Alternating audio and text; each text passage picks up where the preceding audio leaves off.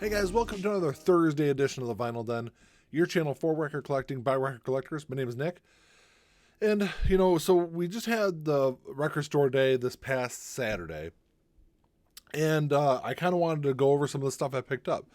Overall, it was kind of an interesting, kind of odd experience. And come back and check out the big show this Sunday with Ian and I. We're going to be kind of going over kind of how it rolled out and what we thought about at least the way our record store did it, and maybe some things that maybe they could do better moving forward in the future.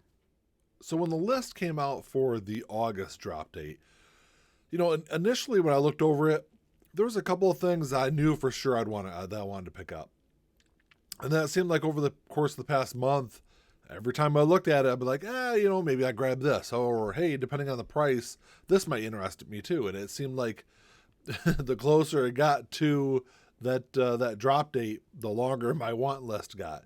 And even before the doors opened up on record store day, I think the last time I kind of glanced over that list, there was like one or two other things. It's like, maybe I'll pick that up. So overall, it was kind of a fun experience.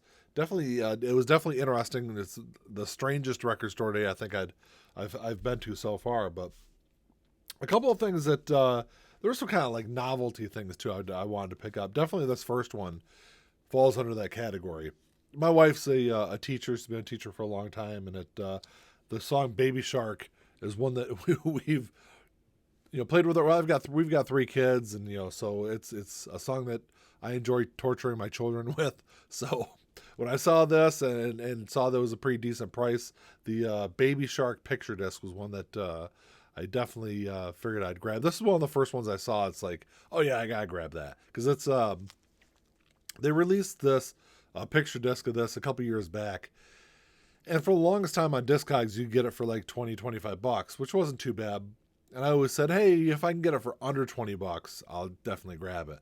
And then next thing I know, when I hop on Discogs, it was going for 60. And it was definitely no way I'm going to pay $60 for it. So I got this for, I think it was like $18 I paid for this. So it definitely one that's, it's fun. I've listened to it already a couple times and played it for the kids and tortured them with it. So I'm not really big into 45s and 7-inch. I think I've got a handful of them, but not too many. But this one, it was one that I knew as soon as I saw the list, I knew I wanted to grab. That's the Arnold Layne, Pink Floyd. So this is the band got together minus Roger Waters for the Syd Barrett tribute concert. So this is the last song that the three members of Pink Floyd ever played together. I think it was 2007, yeah.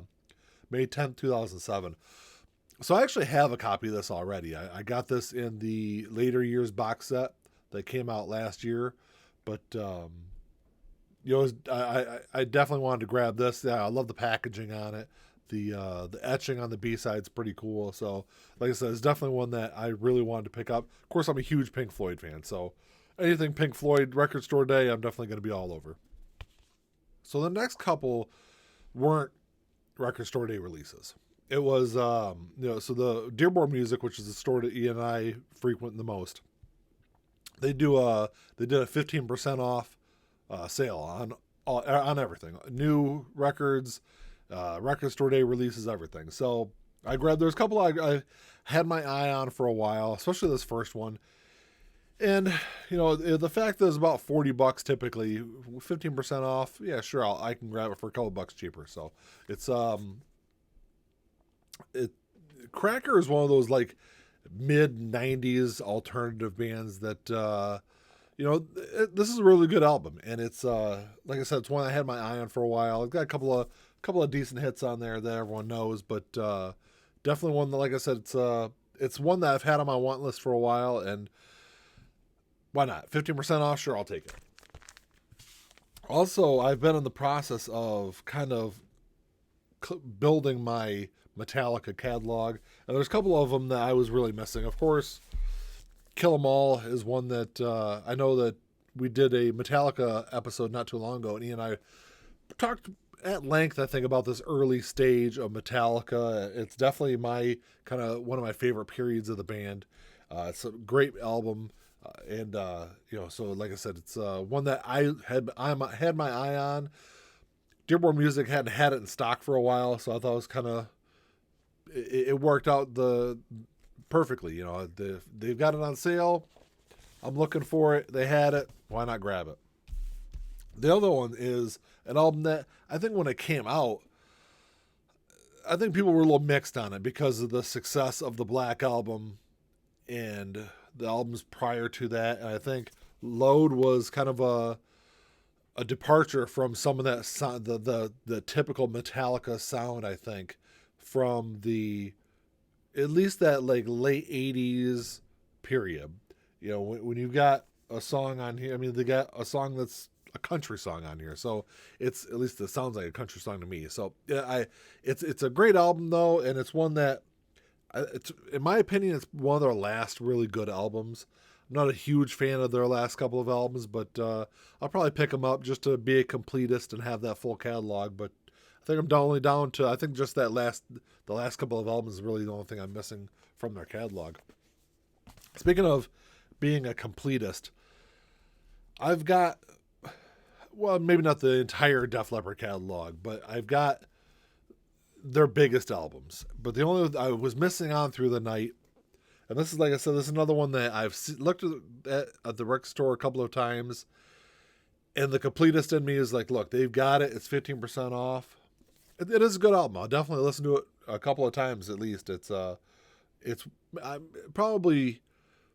won't listen to it as much as, you know, say High and Dry, Pyromania, or Hysteria, but it's definitely just behind those three. It's still a great album in their catalog. So you guys may know I'm a big jazz fan. Been a jazz fan for quite some time now, and so when I saw this Thelonious Monk on the record store day list, initially I was kind of mixed on it. You know, it's Thelonious Monk's one of those interesting kind of jazz musicians. And I think this is one of the ones where, like, the day before record store day, it's like, it's a decent price. I'm definitely going to pick it up. So I haven't listened to it yet. Like I said, I love a lot of his music though, and jazz is one of those great things where you can just kind of toss it on in the background and kind of do your thing, especially when I'm working on homework and stuff for school. It's I love just kind of throwing it on in the background. It kind of gets in that mood, gets the mind in the right place. But yeah, it's definitely a great one. I can't wait to give this a good spin. So this next one is I think the only reason that Ian went to record store day, at least as early as we did. He's a big Jethro Tull fan, has been for a very long time, and earlier this year they released the anniversary edition of Stormwatch, which came out in '79, I believe. So for record store day, they released Stormwatch 2.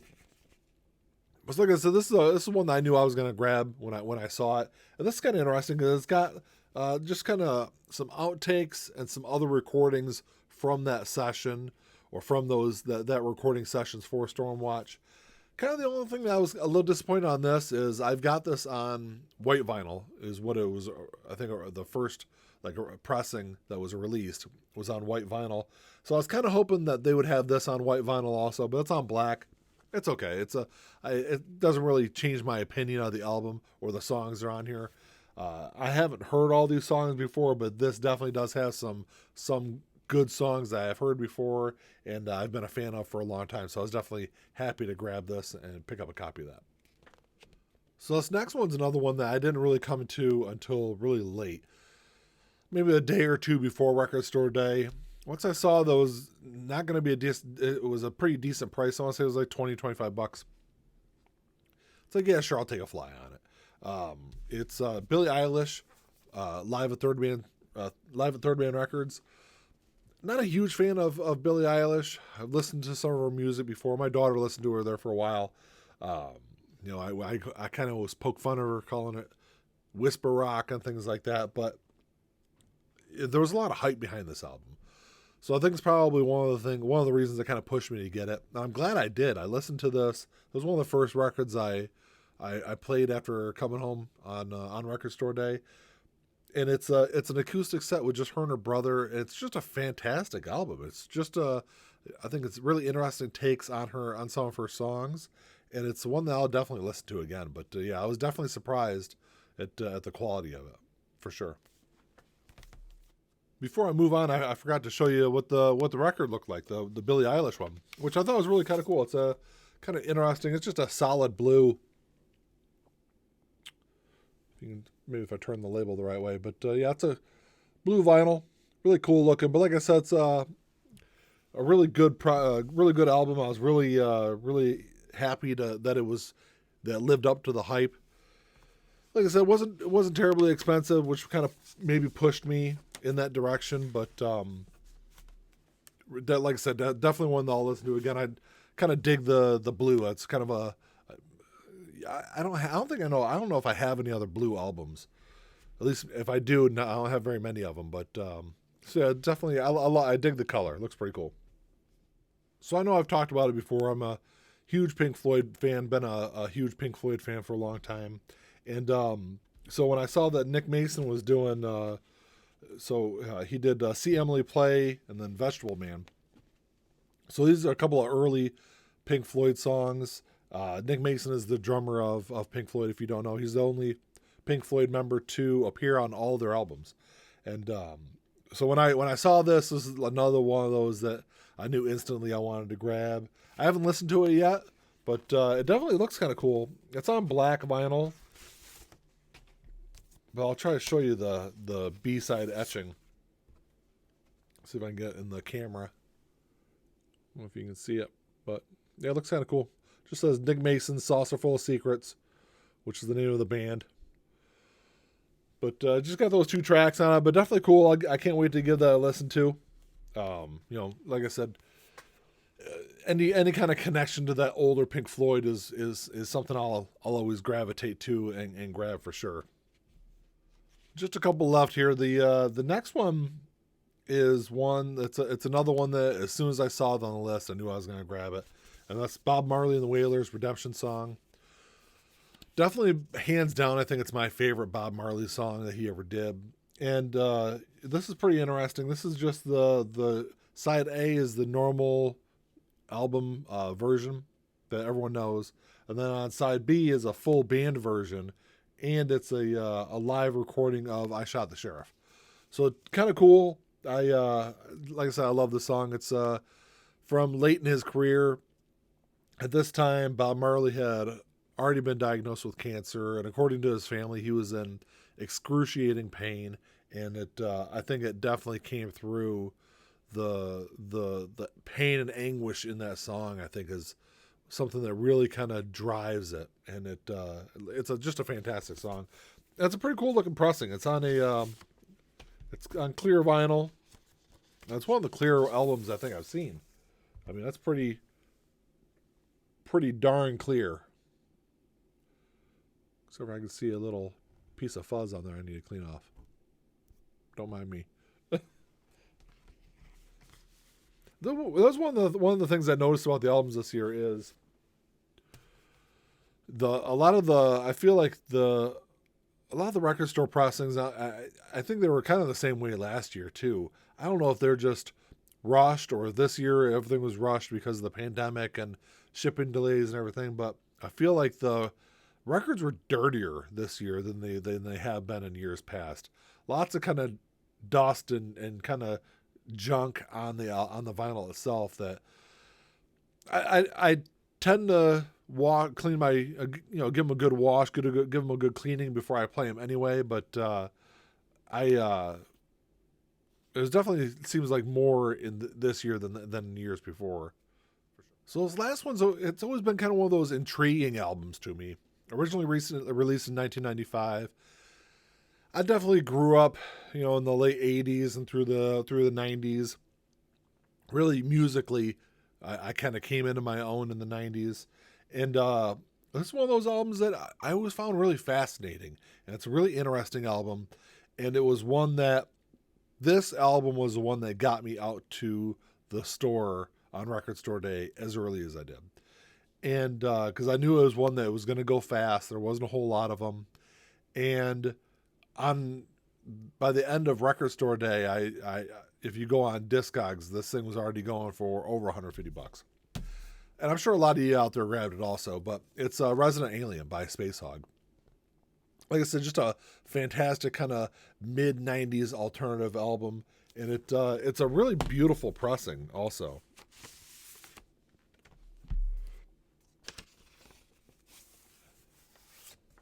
I think they said it's like a pink and cream, I think is what they call it. Splatter. I don't know if you can really see it on the camera there, but it's really got an interesting kind of splatter color to it.